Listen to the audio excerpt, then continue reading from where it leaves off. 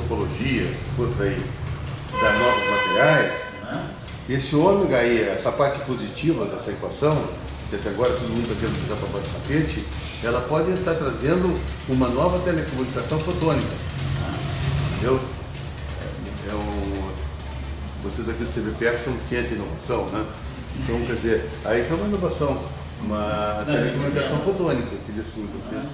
Enfim, eu só quis falar isso. Espero que as pessoas só entendam essa mudança de Galileu para a ciência do fato. Eu acho que isso não, eu concordo. Eu acho que isso aí, na verdade, a mudança veio mais fortemente explodida ainda, né? Acho que o Dirac é que trouxe muito essa visão, né? Essa visão assim. Quando o Dirac diz que um dos maiores, talvez, o melhor instrumento de observação da natureza é a matemática, né? Quando ele diz isso lá no artigo de 39, né? E através da matemática você pode fazer as observações mais importantes sobre a natureza, antes mesmo de construir qualquer aparelho de medição. A matemática é um instrumento de investigação natural da natureza.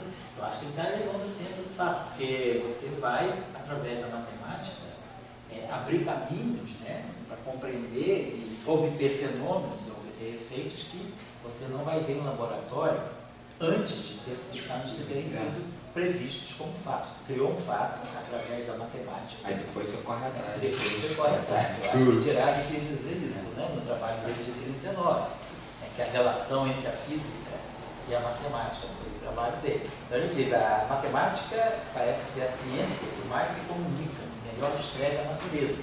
Então, se ela é uma ciência tão apropriada para descrever a natureza, por que eu não vou me valer dela para buscar aspectos da natureza que a física experimental ainda não foi capaz de ver? Agora, e é assim que ele descobriu o pósitron, é assim que ele previu a antimatéria, é assim que ele previu o monopolo magnético, assim que ele entendeu a quantização da carga. Ele precisou fazer essa abertura, né? Dizer, então, como que eu observo a natureza? Com aparelhos, com aceleradores, com telescópios, com microscópio, mas também com a matemática. Se eu não tenho nada disso à disposição, que eu vou me valer da abstração matemática, e aí eu vou gerar fatos, né? Ele gerou vários fatos a partir, por exemplo, fatos que Dirac gerou, foram observados, por exemplo, a existência da antimatéria. Ele gerou esse fato, foi observado. Ele previu a existência de monopolo magnético. Os monopólios magnéticos foram observados praticamente 80 anos depois, em matéria condensada, não como partícula, mas como status coletivo. Né? Ele previu que a natureza pode sim construir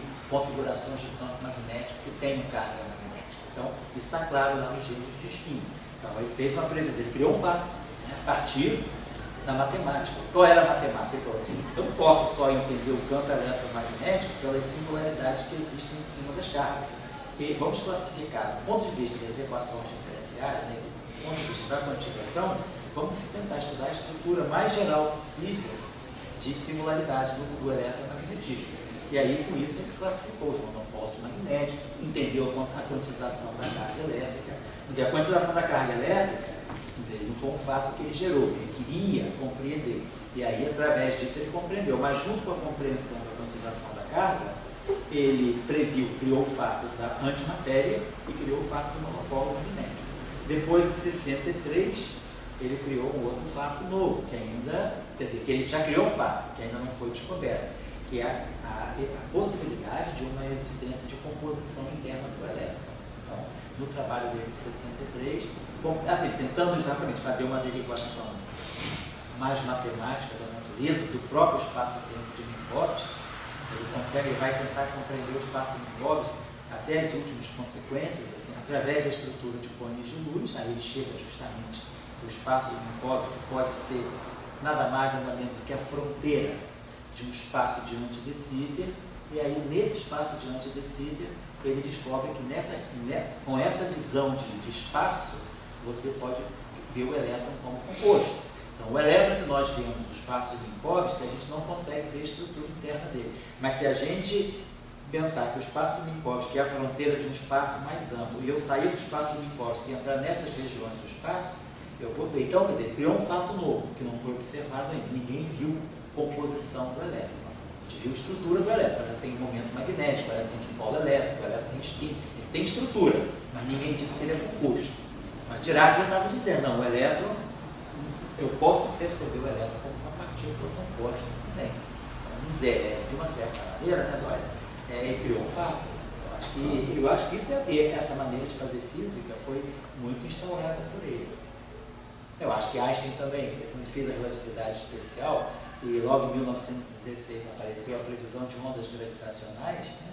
Então, isso aí foi um fato também. Ninguém podia imaginar que o campo gravitacional pudesse propagar sob a forma de uma onda. Maxwell também, mas também. Exato. Só que o Marx, eu acho que foi uma coisa mais assim, ele teve um contato maior com a experiência. Né? Fala dele lá. Pois é, exatamente. Acho que foi uma coisa mais, uma comunicação maior entre visão abstrata e experiência. O Dirac, Einstein, por exemplo, foi mais uma viagem dele. E na tua opinião, quais são os deuses da virtualidade que nos salvam da lata do lixo? Todo mundo tem que criar fato, né? Mas a maioria dos fatos é falar do lixo. Pois é. Todos esses físicos reflectores, será que eles realmente são fatos, né? Hoje em dia a gente tem uma facilidade grande de criar fato, porque o que é fato hoje, né? Fato hoje virou publicação, aí você pode inventar a publicação que você quer. Isso é um problema. Cara? Você inventa a publicação que você quer, virou linha do lápis, virou fato. Toda linha do lápis é um fato. Só uma coisa, essa velocidade do grupo, ela considera ser ainda a velocidade normal hoje. Ela não modifica a velocidade da luz, ela acrescenta. O que exatamente é isso? Porque ela não... Então, não é bem você ter a luz mais rápida, mas você tem um adicional nela. Você tem algum efeito, né? Quer dizer, a luz está no vácuo. Mas essa anisotropia, o fato de você ter uma direção privilegiada, isso aí vai alterar a maneira dessa luz se propagar. Os campos, porque, vamos dizer, em Maxwell, você tem aquela relação de EB, né? Ortogonais aqui. Aqui não, aqui você tem, vamos dizer, o teu campo elétrico pode ganhar uma componente longitudinal. Eu acho que o fato importante é esse, porque quando a gente escreve essa equação, vamos escrever aquela divergência, que né? I escalar é zero, isso aqui é igual a V escalar D. Então, quer dizer, agora, o fato de você ter, vamos fazer, talvez fosse interessante a gente fazer a seguinte abordagem aqui. Vamos fazer uma abordagem aqui que é a seguinte, deixa eu botar aqui, deixa eu ver como eu posso colocar coisas. Vamos colocar a coisa assim. Que é melhor, vamos voltar para a notação covariante. Vamos imaginar o seguinte, nós estamos falando da onda, essas equações aqui, quer dizer, vamos botar isso, apagar isso aqui. Esse eletromagnetismo aí, que é o eletromagnetismo que era o fluxo aqui, as equações de Maxwell são escritas assim, né? No vácuo. Dmi, FMI igual a zero. E o outro conjunto de equações de Maxwell que me dá as equações homogêneas é feito com o dual. Então, essas duas equações de Maxwell aqui, essas duas equações de Maxwell em forma covariante, descrevem as quatro equações de Maxwell. Esse eletromagnetismo novo aí que a gente está falando com a anisotropia entra aqui. Ela corrige a eletrodinâmica de Maxwell através desse termo aqui. Aqui nós temos o tensor de Lev-Tivita, desse alfa, beta, gama. Temos aqui o vetor de anisotropia, que é o vetor de fundo, que tem as quatro componentes, então o Q e o V estão aqui dentro. Aqui nós temos a componente do campo elétrico, aqui a gente tem alfa, aqui a gente tem, vou botar assim, a derivada beta. A gente tem isso aqui. Então, isso aqui, essas equações aqui, vamos colocar desse modo, isso aqui é a forma de nós escrevermos aquelas equações de Maxwell que eu tinha escrito lá. As equações de Maxwell vão explicar. Está tudo embutido aqui dentro. Lembrando que F in vamos ver se isso aqui pode ajudar. É esse quadro rotacional, vamos colocar assim. Então, trazendo essas equações aqui para cá, a gente ganha isso aqui. Da Lambertiano, deixa eu apagar isso aqui. Da Lambertiano, do é esse termo aqui. Esse cara junta com esse, forma da Lambertiano do Ani. Depois temos esse termo aqui dentro, Deni, Ani. E aí temos esse termo aqui, mais, vou botar aqui, mais epsilon, Mi, alfa, beta, gama. aqui o vetor de fundo, alfa, e aqui a derivada beta, vou colocar assim, vamos colocar isso aqui assim. Então essas aqui são as nossas equações de Maxwell, abrindo aqui. Vou fazer a seguinte coisa. Tem um vetor, deixa eu ver se vai, vamos colocar a coisa desse modo assim. Então vamos pensar o seguinte, eu tenho um vetor, aqui vou passar isso aqui para o espaço de Fourier. Então passando isso aqui para o espaço de Fourier, isso aqui vai ficar menos K2, agora o K2, né, no espaço do Minkowski. Aqui a transformada de Fourier do campo, vou mostrar isso aqui, importante, né? Isso aqui vai ficar I kappa-ni, então isso vai ficar mais, tá, dos dois I's que vão aparecer aqui, kappa-ni, ati-ni. E aqui esse termo aqui, isso aqui vai aparecer uma derivada, vai ficar aqui mais I. Na verdade a gente faz o seguinte, né? Toda derivada de I, ela fica no espaço de momento menos I kappa-ni. Então, ou seja, I de I é kappa-ni. Então, isso aqui é menos I kappa-ni, então vai aparecer menos epsilon, Mi, alfa, beta, gama, E alfa, kappa, beta, a gama. Então isso aqui são as minhas equações de Maxwell, dessa teoria eletromagnética, escritas no espaço dos momentos. Por que a gente está fazendo no espaço dos momentos? Porque, no espaço dos momentos. Por que a gente está fazendo de forma covariante? Porque fica mais clara a contagem, vamos dizer assim, daqueles que são os graus de liberdade desse campo eletromagnético. Vamos olhar a coisa assim. Então, o que eu estou pensando nisso? Estou pensando o seguinte, meu campo eletromagnético, estou só representando ele, né? Estou dizendo que meu campo eletromagnético pode ser escrito assim. No campo AMI de Tx, né? É isso aqui. Estou fazendo transformado de Fourier na frequência, no tempo, depois a transformada de Fourier no setor espacial, assim. Então aqui nós vamos ter a transformada de Fourier do meu campo, a ati-ni de ômega, e aqui tem nossa elevada aí kappa-x. Vamos ômega, colocar coisa desse modo. Onde? O meu vetor, vamos dizer assim, meu quadro vetor kappa-ni, tem essa estrutura que é ômega sobre C. Isso aqui é a estrutura do meu kappa-ni. Esse termo aqui, posso escrever esse exponencial menos I kappa escalar x no espaço do Minkowski. Xi é CT x. Então é claro que esse produto vetorial, esse produto escalar no espaço do Minkowski, que é kappa-mi xi, que a gente escreve assim, vai ficar kappa0, esse cara vezes esse, que vai dar no negativo. Então, botei aqui esse menos aqui. E aqui vai ficar menos kappa escalar x. Então, justamente, menos kappa-x vai ficar kappa-x menos ômega t. Então, isso que está aqui é isso que está aqui com essa organização no espaço do Minkowski. Está tudo organizadinho. E aqui, esse aqui é o que eu estou chamando, em vez de chamar de ômega kappa, assim eu chamo de quadro vetor kappa. Quando eu colocar esse kappa aqui dentro, está implícito o kappa ali. Então é isso que nós estamos dizendo, nós estamos escrevendo o campo pela sua transformada de Fourier. E esse elemento aqui, volume aqui, eu posso escrever no espaço do Minkowski. Isso aqui como sendo um D4 kappa sobre 2π a quarta, né? Aqui tinha um C, né? Então na verdade isso aqui eu tinha d ômega sobre 2π, né? E aqui eu tinha d3 kappa sobre 2π. Aqui na verdade eu estou fazendo isso aqui, dessa moda. Então a nossa transformada de Fourier está tudo aqui.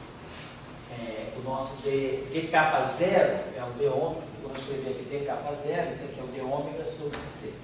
Então vamos colocar isso aqui, é C ômega sobre C, tomando C, sobre conta disso.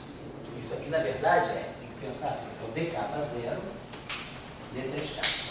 Mas o kappa0 é ômega sobre C. Isso aqui é d ômega sobre C, d3 kappa. Então, antes eu tinha d ômega sobre 2π.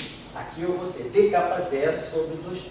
D kappa0 eu preciso ter esse fator aqui para corrigir. C vezes d ômega sobre C, dá o d ômega que eu tinha. Só questão de correção. Então, tudo bem. Mas o que é importante é isso aqui. É isso aqui que é a visão do que é o meu fóton no espaço dos momentos. Então vamos colocar essa discussão. O que está em jogo aí, quando essa onda está se propagando? Então eu estou no espaço, eu tenho um objeto que é um quadro vetor. Esse quadro vetor de capa, aqui eu vou ficar omitindo, de capa no sentido do quadro vetor, depende de ômega e de capa. Esse quadro vetor ele tem 4 componentes. Então ele tem que ser expandido numa base de 4 vetores linearmente independentes. Então eu vou escolher uma base. Esse vetor aqui, que é o vetor de onda, né? Ele já é naturalmente um vetor bom, porque ele tem aqui a frequência, tem o ômega sobre C, e tem aqui o K, que é a direção de propagação da onda. Aí Kx menos ômega t. Essa onda está se propagando na direção K. Então eu posso pensar o seguinte, na hora de escrever esse campo, eu vou usar como vetor de base o próprio vetor de propagação. Eu posso pegar esse vetor, que tem essa, no espaço de Minkowski, mas que tem essa componente espacial, o K está aqui. Agora eu preciso de 3 outros vetores para poder formar uma base de 4 vetores independentes. Isso aqui é um quadro vetor tem que ser expandido numa base de 4 vetores independentes. Eu já peguei esse. Vamos pegar agora 3 vetores da seguinte maneira. Pegar um vetor ε1i, que tem aqui essa componente 0, e aqui seja um vetor, vamos dizer que no espaço-tempo, eu use a direção de propagação, e aí eu preciso de 2 outros vetores nesse espaço. Nesse setor tridimensional tem dimensão 3, então eu preciso de uma base de 3 vetores. Vamos pegar então uma base que seja ortogonal à direção de propagação, uma base feita por 2 vetores unitários ortogonais entre si. Então eu tenho esse vetor aqui, ε1, um vetor unitário ortogonal a K, um vetor ε2, também unitário ortogonal a K. Então eu já tenho 2 vetores aqui. E posso pegar um terceiro vetor, vamos dizer assim, ε3mi, que seja 0K. Esse vetor aqui é linearmente independente desse, claro que isso aqui é 0. Do ponto de vista do espaço de Minkowski, eu tenho 4 vetores linearmente independentes. Do ponto de vista do espaço tridimensional euclidiano, eu tenho 3 vetores independentes, K, ε1 e ε2. No espaço tridimensional, meus 3 vetores independentes são essa base aqui. Isso aqui é o meu K, aqui é o meu ε1 e o meu ε2. Eu vou criar essa base. Eu preciso escrever um campo, então eu preciso de uma base. Eu vou construir minha base assim, ε1 vetorial, ε1 chapéu vetorial, ε2 chapéu, vai ser o K chapéu na direção de propagação K, ou seja, o K vetor sobre o modo de K. Eu vou construir assim essa minha base. Depois, ε2, então ε1, ε2K, ε2K dá ε1. A base sou eu que construo. E ε1, ε2 da K, ε2K dá ε1 vezes K. Vai.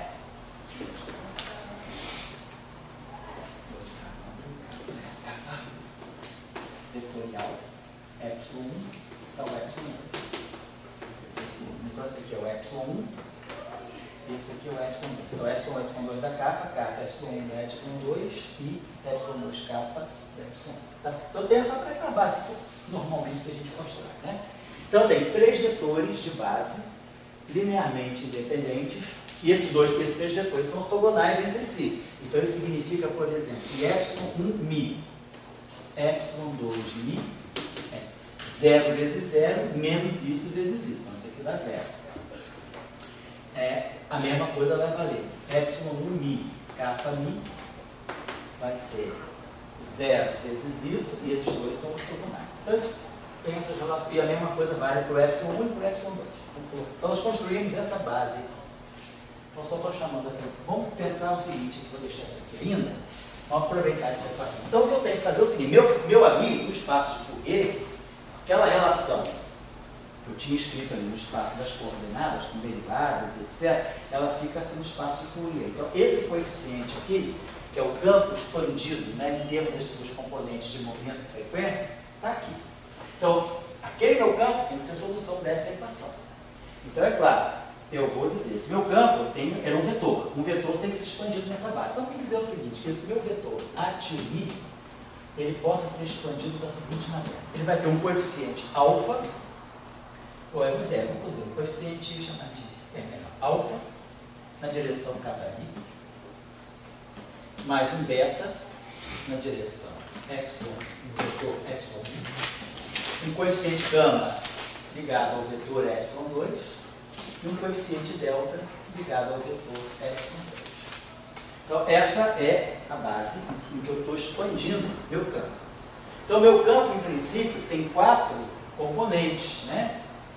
Alfa, beta, gama e delta, com respeito a essa base aqui. Então, eu estou expandindo meu campo numa base que eu tenho um vetor de propagação e vetores, né, ortogonais à direção de propagação. Né? Por exemplo, se vocês pegarem o vetor κμ e fizerem com epsilon 3μ, isso aqui não é zero, esses dois vetores não são ortogonais, por quê? Kμ vezes o epsilon 3, isso aqui vai dar zero, mas isso aqui vai dar menos k ao quadrado. Bota aqui o k no chapéu.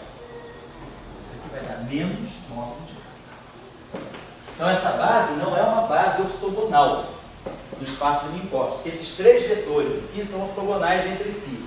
Epsilon 1 é ortogonal a epsilon 2, epsilon 1 é ortogonal a epsilon 3 e epsilon 2 é ortogonal a epsilon 3. Mas agora, esse vetor kμ não é ortogonal a esse vetor kμ não é ortogonal ao epsilon 3. Então, não é uma base completamente ortogonal, mas é uma base, que é importante que ela seja linearmente independente. Então, agora, será que isso aqui pode ser expandido em geral nessa base? Vamos colocar esse cara aqui, tem que satisfazer a equação de movimento. Então, vamos colocar isso aqui, deixa eu apagar. A base está lembrada aqui, todo mundo lembra qual é? Apagar esse quadro.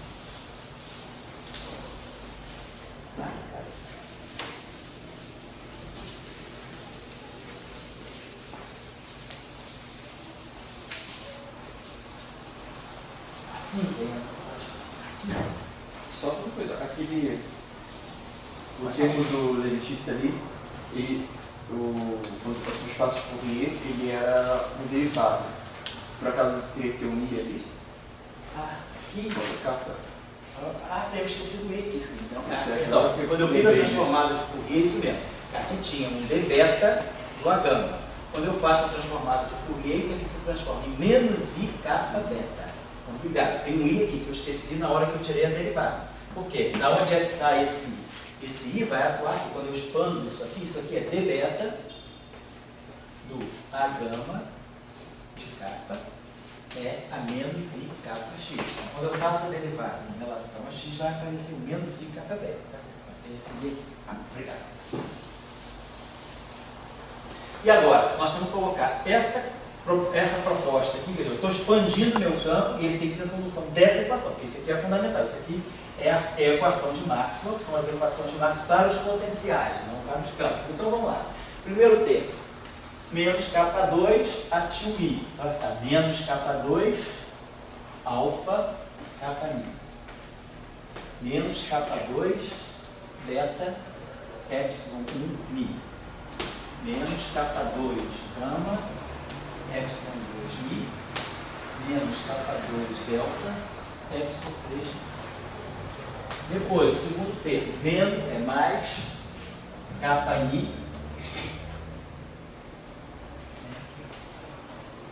Kμ, vou botar aqui alfa, aqui. Esse Kμ aqui, o Kμ vai multiplicar todo o A. Então, Kμ. Aí o primeiro termo do A, alfa, Kμ. Depois, o segundo termo vai multiplicar Kμ com epsilon 1. Mas a gente viu que Kμ com epsilon 1 faz 0. Kμ com epsilon 2 faz 0 também. E aí vai aparecer aqui o Kμ com epsilon 3. Vai aparecer o seguinte, o último termo que vai aparecer é Kμ. Aí vai aparecer delta epsilon 3μ. Esse fator, esse coeficiente delta aqui. Kμ, nós temos visto, Kμ é a própria frequência, é 1 sobre C, K0, né? E o K. Esse aqui é o meu vetor Kμ. O meu vetor epsilon 3, ele é 0, capa chapéu.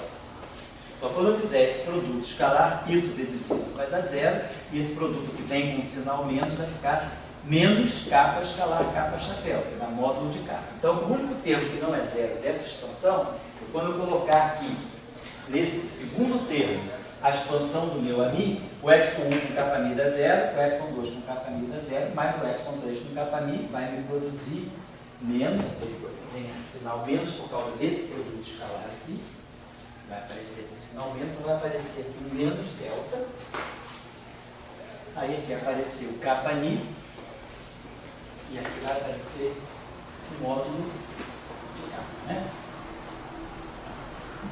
Isso mesmo? Vai apareceu esse produto escalar aqui, aparece delta, capa mi vezes isso, mas esse produto escalar aqui deu menos módulo de capa. Então tá, menos delta, capa mi, módulo de capa. Vamos pegar agora o terceiro termo, o último termo, que é esse aqui, menos i, epsilon i, alfa, beta, gama, aí tem P alfa, capa beta. E aí agora vamos substituir o nosso A. Quem é o nosso Lagrange? É alfa, capa gama, mais beta, epsilon gama, mais gama, epsilon gama, epsilon 2 gama, mais delta, epsilon 3 gama. Estou substituindo então o meu quadro vetor, a gama nesse caso, né, pela expansão dele na base. Tudo isso aqui tem que ser 0.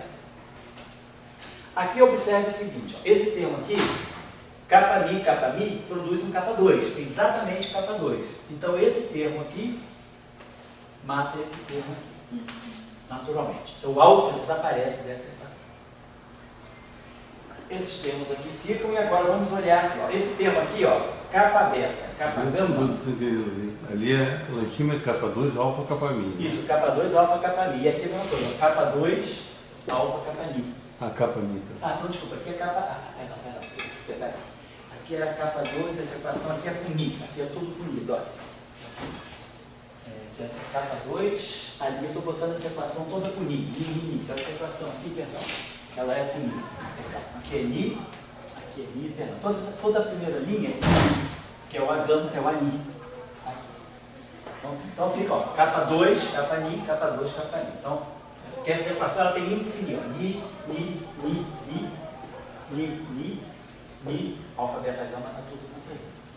Então, esse termo aqui cancela com esse. O que que isso significa? Por que que cancela? Vamos ver. Aí ficou esse termo aqui, e ficou esse termo aqui. Agora, esse termo aqui é 0, porque quando tem essa contração, ó, epsilon, ni, alfa, beta, gama. Capa alfa, capa beta, capa gama, isso aqui é uma coisa simétrica em beta gama. Isso aqui é simétrico. Então, essa contração dá 0 naturalmente. No fundo, o que é isso aqui? É o produto vetorial entre um vetor polimétrico. Então, esse termo aqui dá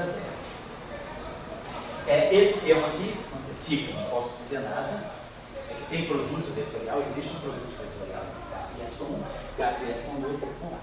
Então, temos essa equação aqui. Vamos fazer o seguinte, então, alfa, beta, gama e delta devem satisfeitas. São tais que essa equação é satisfeita. Só que é uma coisa, alfa já foi embora.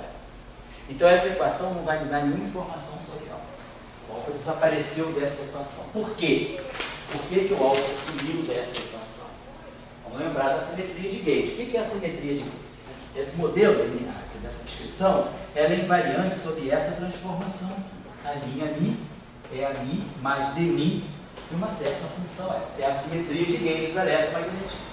Se nós levamos essa expressão para o espaço de Fourier, essa expressão vai ser a linha tio mi igual a tio mi mais menos i capa mi e a transformada de Fourier de f. Então o que nós estamos observando? Que a simetria de Gauge, ela me joga um termo novo exatamente na componente a mi. Então, se eu escrever essa equação agora aqui, nessa base, então isso aqui vai ser, mudei de base, então isso aqui, mudei o campo. Estou referindo todos os campos à mesma base. Então isso aqui vai ser a linha, alfa linha, kappa mi, mais beta linha, epsilon 1 mi, mais gama linha, epsilon 2 mi, mais delta linha, epsilon 3 mi. Isso aqui então vai ser a mi, vai ser alfa kappa mi, mais beta kappa mi, mais gama, beta epsilon 1, mais gama epsilon 2 mi, mais delta epsilon 3 mi. E aí menos i kappa mi F2. Então, expandindo o campo nessa base e vendo a transformação de gauge desse campo expressa nessa base, a gente vai ver o seguinte: esse termo aqui, a única coisa que muda, ó, esse alfa linha kappa mi, ele passa a ser alfa kappa mi menos i kappa mi F2. Beta linha igual a beta, porque esses vetores são todos independentes, gama linha igual a gama, delta linha igual a delta, mais alfa linha é igual a alfa menos IF2. Ou seja, eu posso, como eu estou fazendo uma transformação de gauge, eu posso sempre escolher uma transformação de gauge tal que eu posso sempre trabalhar com um F2 que seja igual a menos I alfa. Se eu escolher F2, isso é número complexo, é tudo transformado de Fourier. Se eu escolher F2 igual a menos I alfa, isso aqui vai ficar alfa menos alfa, e eu zero alfa linha. Então, o que está acontecendo é, o alfa desapareceu da equação de campo, dessa equação de Maxwell, porque o alfa porque ele está ligado, essa formulação é invariante de gauge. Como ela é invariante de gauge, eu estou entendendo que é na direção do kappa que a simetria de gauge atua, porque a simetria de gauge é isso aqui, ó, dmi ao f. Então, ela joga em cima do campo uma componente ao longo da direção do movimento, que é a direção kappa, que é onde eu botei meu alfa. Então, o meu alfa, ele absorve toda a simetria de gauge. Os outros parâmetros, eles são espectadores, mas o alfa sente a simetria de gauge direto. Então, mesmo que o alfa desapareça da equação de movimento, a gente fala, pô, então não tem como fixar ele, eu fixo ele pela transformação de gauge. Então, eu posso sempre zerar o alfa. Então, fica claro que eu já posso começar, aqui, eu posso sempre eliminar esse termo. É o que acontece na teoria de Maxwell. Devido à simetria de gauge, o meu fóton nunca é longitudinal, ele nunca está ao longo da direção de movimento, ele está nas direções ortogonais. Agora vamos tentar ver o que acontece com beta, gama e delta. Aquela equação de lá tem que me dizer isso. Então, apesar do alfa ter desaparecido da equação, eu ter zerado ele pela simetria de gauge, eu agora tenho que ter informações sobre beta, gama e delta. Então vamos fazer o seguinte, vamos pegar a componente zero dessa equação. Vamos pegar essa equação quando I é igual a zero. Já que ela é uma equação vetorial, ela tem que valer para todas as componentes I. Vamos pegar I igual a zero. Quando eu pegar I igual a zero, esse vetor de base, por construção, a componente temporal dele é zero. A componente temporal desse é zero. E a componente temporal desse é zero. A componente temporal desse não é zero. Então eu vou ter essa relação aqui que vai ser menos delta, kappa zero, módulo de kappa. Estou pegando a componente zero dessa equação vetorial. Então, como a minha base foi construída com a componente temporal desse igual a zero, desse igual a zero, desse igual a zero, que eram aqueles vetores assim, 0, epsilon 1, 0, epsilon 2 e 0, vetor da direção de propagação. Então, a primeira linha não contribui. A segunda linha, componente zero, nosso vetor kappa mi, era kappa zero, kappa. Então, kappa zero é o ômega, na verdade, né? Que é o ômega sobre C. Esse aqui é o ômega sobre C. Depois, esse termo aqui vai me dar menos I, epsilon zero. Esse aqui é o epsilon directivo. Todos os índices têm que ser diferentes. Como esse índice é temporal, a única possibilidade é que esses três índices sejam espaciais. Então, isso aqui vai ficar epsilon zero e J. Tem que ser índices espaciais, necessariamente. Eu estou pegando a componente zero dessa equação. Quando eu fixo I igual a zero, não me sobra outra chance a não ser que essas três componentes sejam puramente espaciais. Então aqui nós vamos ter VI, aqui nós vamos ter KJ, e aqui nós vamos ter beta, epsilon 1, kappa, mais gama epsilon2 kappa mais delta epsilon3 kappa. Eu substituí esse gama, então esse índice alfa vira I, espacial, o índice beta vira J e o índice gama vira K. Então isso aqui igual a zero. Vou apagar aqui em cima, vou apagar. Posso apagar? Perigoso. Vou apagar essa relação, porque a gente já está mais ou menos. Vamos fazer aqui.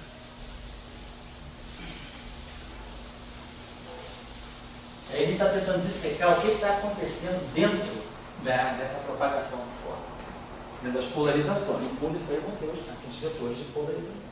Então vamos lá, pegando a componente zero. Então isso aqui é menos delta. Esse coeficiente delta é o coeficiente a ser determinado. Menos delta, ômega sobre C, módulo de kappa. Então esse cara aqui, como nós sabemos, isso aqui é o tensor de Levi-Tivoli, é F de JK. Isso aqui é VI kappa J. O que nós sabemos também? Que com a nossa formulação do espaço de Minkowski, as componentes covariantes dos vetores são menos a componente euclidiana. A gente sabe que os vetores com índice em cima, né, epsilon 1 I, é 0, kappa. 0 epsilon 1. Devido à métrica de Minkowski, quando eu abaixo esse índice, a parte espacial muda de sinal. A mesma coisa vai acontecer para o kappa, o vetor kappa mi em cima é ômega sobre C, kappa. O vetor kappa mi embaixo é ômega sobre C menos kappa. A mesma coisa vai acontecer para o vetor epsilon 2 e para o vetor epsilon 3. Então, a gente pode substituir esse VI aqui, esse VI aqui, na verdade, é a mesma coisa, vai ser o VI embaixo, esse cara aqui vai ter um sinal menos, porque está tudo embaixo, esse cara aqui vai ter um sinal menos, e todos esses caras aqui são índices espaciais. Então vai ter um sinal menos global. Vem o menos daqui, que é aqueles sinais menos, aqueles menos e esses menos, porque esses índices estão todos embaixo. Então todos os setores espacial ficam com sinal menos. Então aqui vai ganhar um sinal mais. Agora, o que é isso aqui? Isso aqui é o Levi-Tivoli, é o epsilon de JK. 1, 2, 3. Então, esse primeiro termo aqui que tem beta, nada mais é do que o produto, ó, esse termo aqui, o primeiro termo vai ficar mais I, esse epsilon aqui está fazendo o produto vetorial entre kappa e epsilon 1.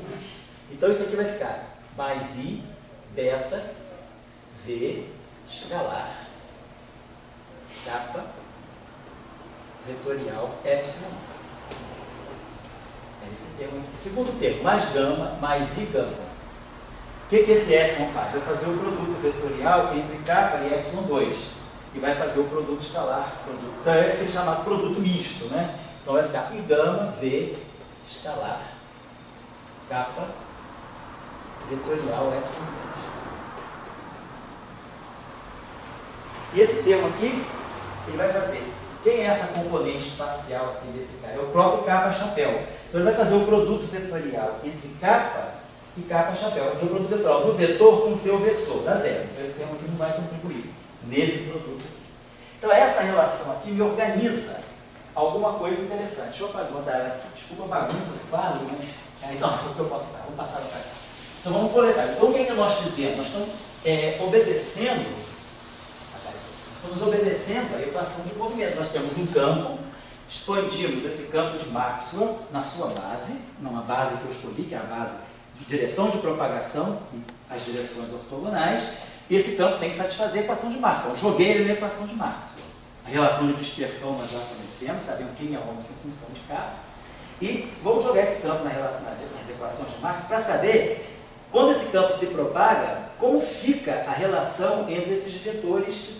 Então, tá. Quando esse campo se propaga, como é que fica a relação entre os coeficientes que expandem o meu vetor nessa base? Porque, no fundo, isso vai me dar os modos de polarização do campo. Então, vamos lá. Então, isso aqui vai ficar delta, então, vai ficar ômega sobre C, módulo de kappa, delta.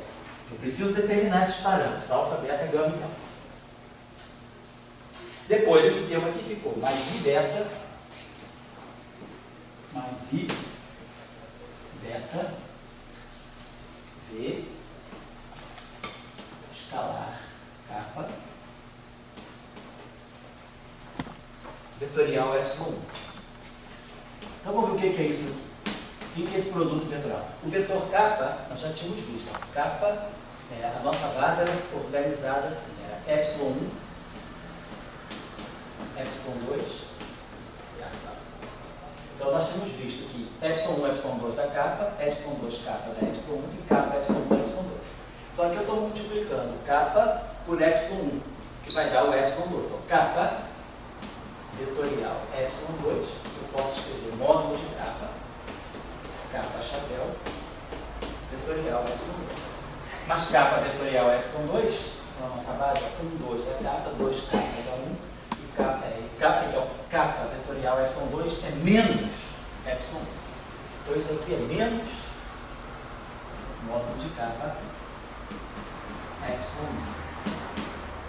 Então isso aqui está me dando esse produto escalar. O vetor de fundo, que é fixo, esse vetor de corrente. Desculpa, ali não é K escalar epsilon 1? Deixa eu ver aqui. Aqui é K escalar epsilon 1, né? Então vai ser K, módulo de kappa epsilon 2. Aqui é K escalar epsilon 1, vai ser módulo de K escalar epsilon 1, isso mesmo. E aí K escalar epsilon da epsilon 1. Obrigado. Então está corrigido aqui. Não mas... Esse não mais. Então vai ficar V escalar epsilon 2. Vamos pegar o termo agora, esse termo aqui.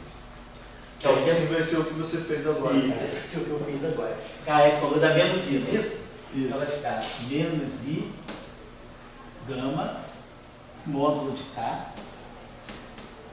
e aí V escalar epsilon 1. Isso igual a 0.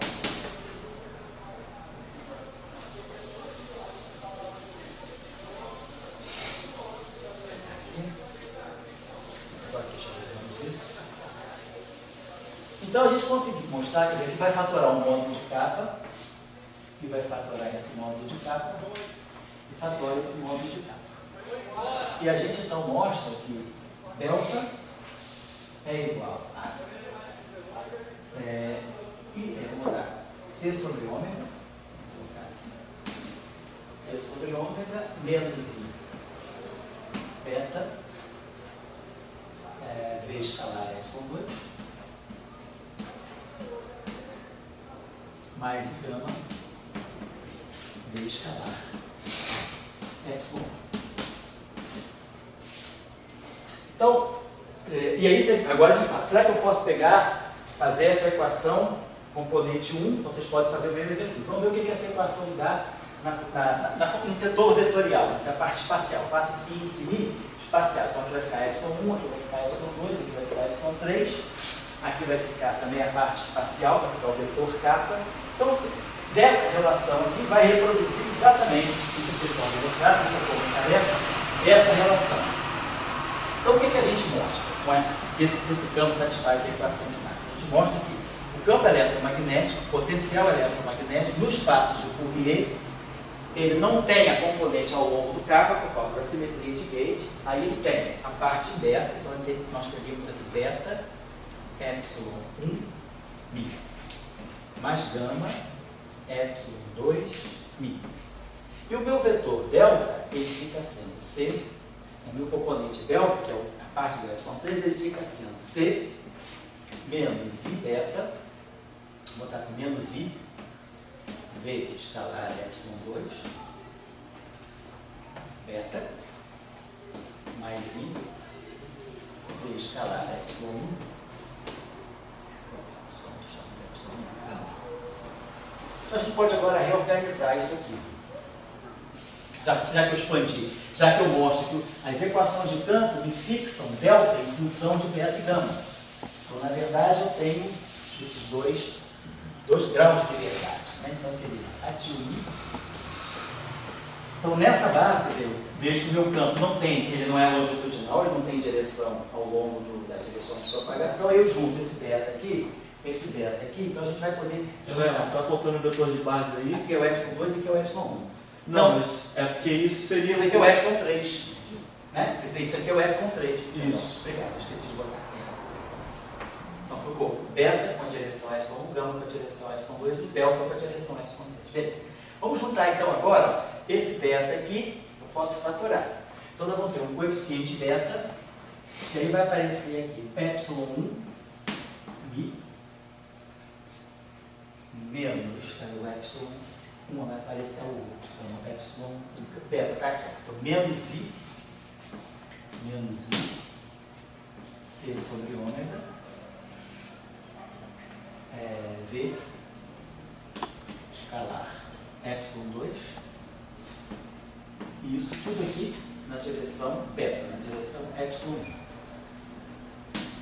Então isso tudo aqui é o coeficiente, né? Eu tenho beta, epsilon 1 menos epsilon 1i, né? Beta pega o epsilon 1i e o epsilon 3i. Vou botar separado assim. Vou botar assim beta, vamos botar assim, beta pega epsilon 1i e aqui pega o epsilon 3i. É isso mesmo? É menos isso para você, v escalar epsilon 2, epsilon 3i. Isso aqui sim, isso aqui tem 5. Tá? E eu vou ter um outro termo gama, vai pegar epsilon 2i, e aí mais IC sobre gama, IC sobre ômega, IC sobre ômega, V escalar epsilon 1, e aí isso aqui na direção epsilon 3.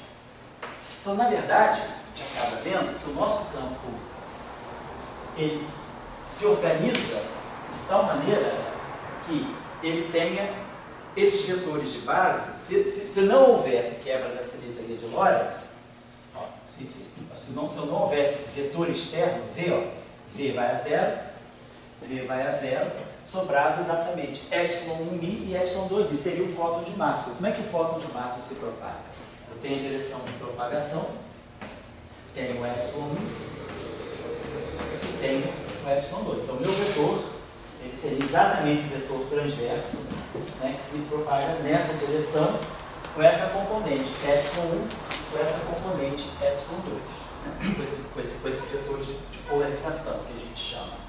Porém, devido à presença dessa anisotropia, o que a anisotropia faz é me introduzir, no caso de Maxwell, esse terceiro vetor não apareceria. Se a gente fizesse esse mesmo exercício, usando as equações de Maxwell, fazendo isso, ó, pegando quem são as equações de Maxwell, Dmi, F, Mi, que é equivalente a fazer V igual a zero aqui. Dmi, F, Mi. Então isso aqui fica menos K2 aí, mais Kmi, fazer o mesmo exercício que nós fizemos. Só não coloquei o termo de epsilon. Aí vem, essas aqui são as minhas equações de Maxwell para o potencial. Tudo aqui transformado de Fourier. Aí expando essa base, esse vetor, na minha base. Kmi, epsilon 2mi, epsilon 3mi. Com alfa, beta e gama. Jogo tudo aqui dentro. Vamos ver que o alfa pode ser eliminado, tudo vai correr igual. E a gente vai mostrar que o gama é zero. Nesse caso aqui, então tira que o gama, mostra que o gama é zero. Nesse caso aqui, quer dizer, que a parte do epsilon 3 é zero. Que é o delta, desculpa, o delta é zero. Nesse caso aqui, devido a essa anisotropia, o vetor epsilon 3 entra. No caso de Maxwell, a gente acaba mostrando isso aqui, que a τ vai ser beta epsilon 1i mais gama epsilon 2i. Então, o campo de Maxwell não tem, o alfa é zero, pela simetria de Gauge, a gente zero o alfa, como a gente fez aqui, exatamente, e o delta é zero, que sai daqui. Quando eu insiro aquela decomposição nessa equação, esse termo de delta sai zero. Aqui não. Aqui o delta não sai zero, mas sai em função de beta e gama. E aí, aquele vetor de polarização, que é o vetor que está na direção K, vocês estão lembrados do epsilon 3mi, é esse vetor aqui. É o vetor de direção de propagação. Está aparecendo, né, esse vetor de polarização aqui, ele se combina aqui. Então eu crio as duas polarizações típicas de Maxwell, né, então epsilon 1 e epsilon 2, elas agora são alteradas pela presença da anisotropia. E aí eu crio como se fossem dois novos vetores de polarização. E o meu campo se expande nessa base desses dois vetores. Quer dizer, as duas polarizações agora que nós vamos encontrar, vamos chamar essa polarização aqui, vamos chamar de E1 pequeno, de E, chamar isso aqui de E, chamar isso aqui de sei lá, um E1mi, e esse aqui vamos chamar de um E2mi. Na verdade, é formado de epsilon1, epsilon2 e epsilon3. Mas o meu campo, né, ele se organiza dessa forma, em função esses vetores se recombinam para formar novos vetores de polarização. Então, isso que está ligado à tua questão aí, né, é importante porque a gente se pergunta, né, a tua pergunta era ligada à massa, não era? Era da velocidade da luz não ser modificada em si, mas sim como um efeito adicional. Então, mas sim como um efeito adicional, né? Então a gente está vendo aqui o seguinte, devido a essa anisotropia, nós mudamos o tipo, vamos dizer assim, o tipo de polarização da luz. Quando a gente estuda lá a polarização de luz, a gente sabe que esses vetores aqui se combinam assim, o vetor epsilon1mi mais I vezes o vetor epsilon2mi sobre raiz de 2 é aquilo que nós chamamos de polarização circular pela esquerda. Seria, vamos dizer assim, aquela polarização que a gente chama de vetor epsilon left i. É a luz circularmente polarizada à esquerda. E o epsilon1mi menos i epsilon2mi sobre raiz de 2 é o vetor right, seria a luz polarizada pela direita. Então, só para lembrar isso, então, nesse caso aqui, se a gente quiser falar de uma luz polarizada à direita ou à esquerda, eu teria que combinar esses vetores aqui, epsilon1 mais i epsilon2 e esse aqui com esse aqui. Então, isso, mas o que a gente está querendo colocar? Então, isso aqui é a luz polarizada, né? Isso aqui seriam polarizações circulares.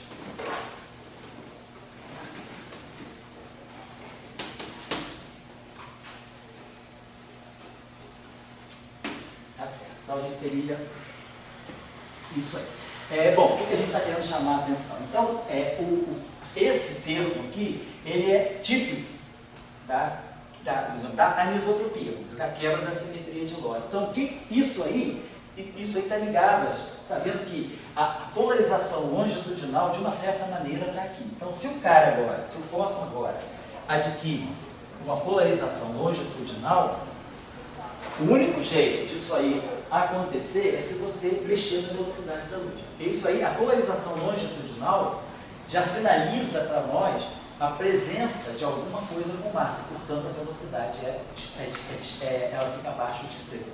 Então essa polarização longitudinal que vem aqui ligada a esse módulo de V, que vem ligada a esse vetor V, é aquilo que está fazendo com que a luz, se a luz é transversal assim, né, então a gente vê isso aqui, a velocidade dela é C. O fato de você agora ter colocado esse termo para cá, se a gente lembrar que isso é exatamente o que acontece no campo de prova, quer dizer, a indicação de uma componente longitudinal, que é isso aqui, ó, divergência de eletromagnetismo de prova, né? Mais aquele Psi igual a zero, se a gente vai para o espaço de momento, isso aqui dá I capa escalar mais Psi, transformado em Fourier igual a zero. Ou seja, o potencial φ, ele não desaparece, mas ele é a parte longitudinal do campo elétrico, ele é a projeção longitudinal do campo elétrico. Então, essa projeção longitudinal do campo, e a gente sabe que isso aqui é ligado justamente à massa de prova, é a massa do fóton, né?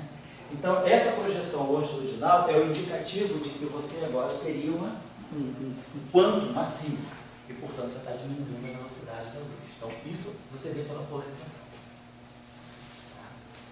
Você ganha o modo longitudinal.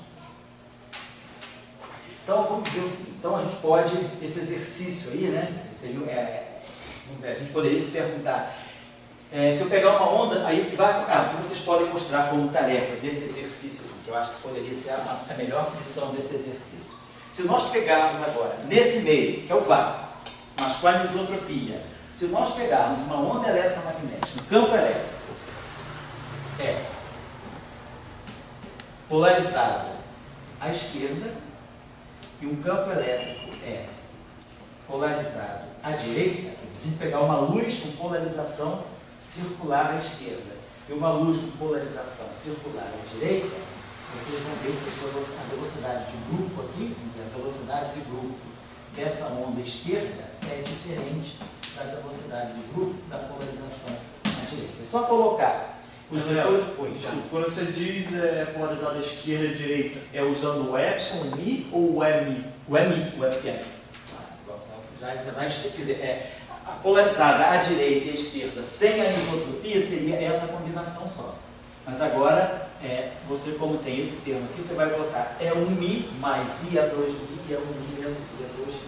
E aí, então, isso é o que a gente chama de refringência do vácuo. Então, se, por exemplo, existe essa anisotropia, esse vetor de fundo aí, ele iria ser proporcional, quer dizer, a gente calcula a velocidade de grupo em função desses parâmetros aqui que estão presentes e a gente vê que eu consigo distinguir entre velocidade de propagação de ondas polarizadas diferentemente. Então, a velocidade de propagação começa a depender do modo de polarização. Então, isso é o que a gente chama de birrefringência do vácuo, né?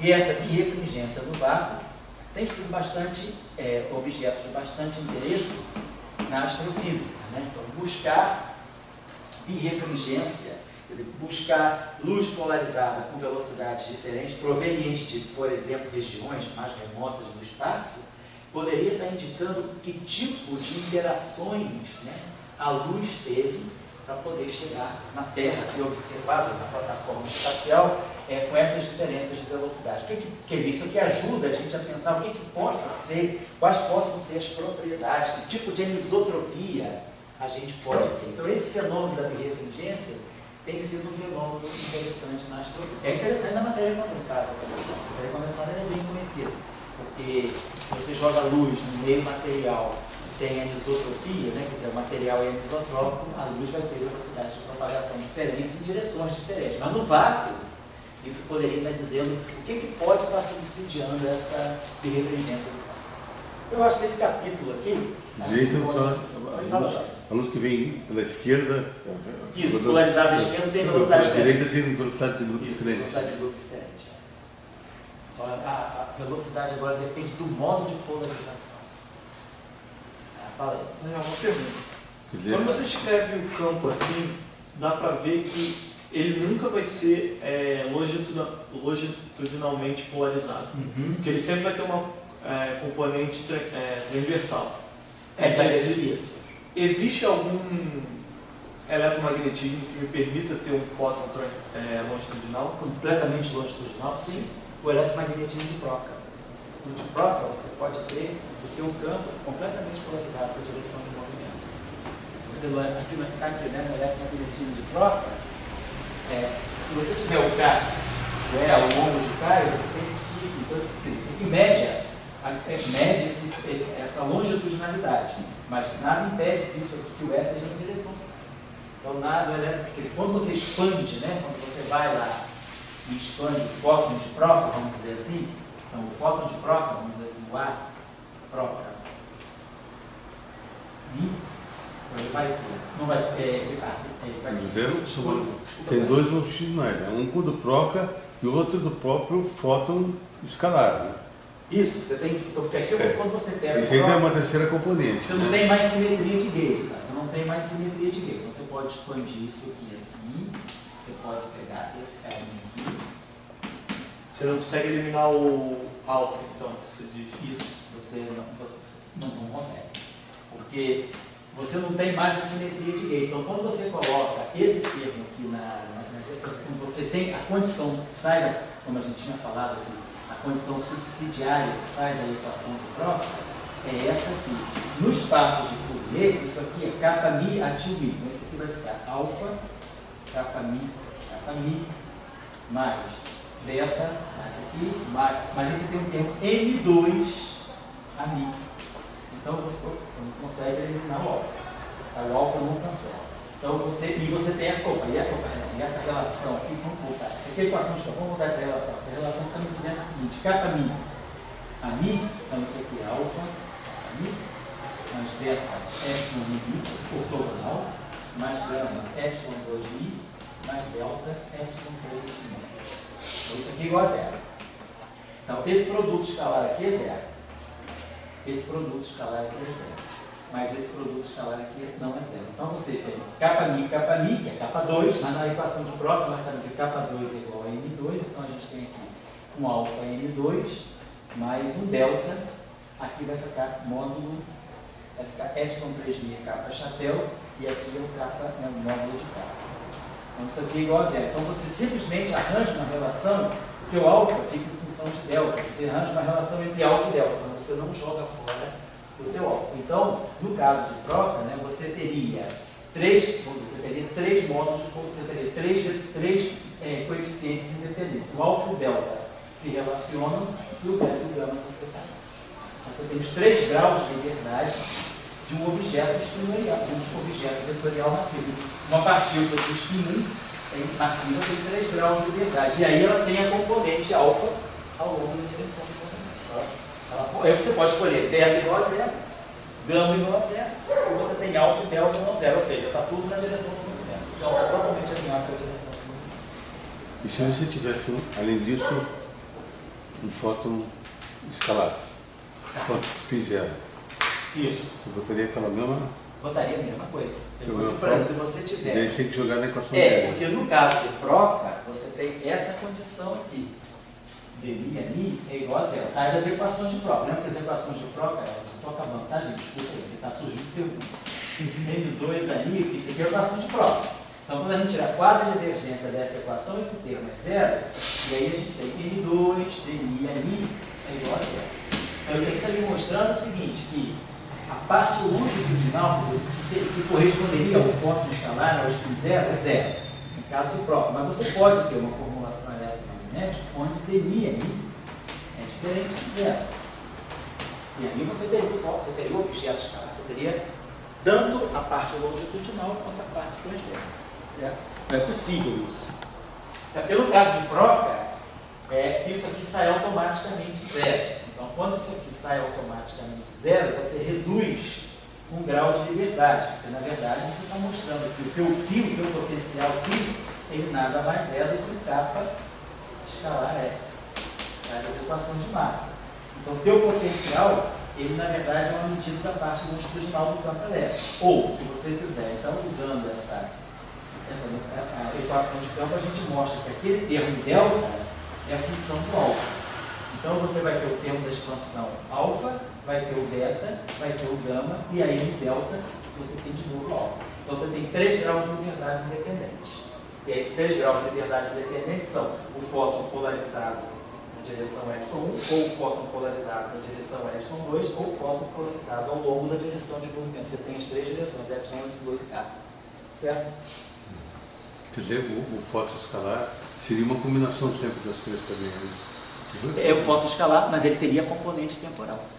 Porque você não teria dmi a mi igual a zero. Então você já não poderia, pelo fato de você ter isso aqui diferente de zero, você não estaria fixando o fio. Então você teria 4 componentes. Você teria alfa, beta, gama e delta.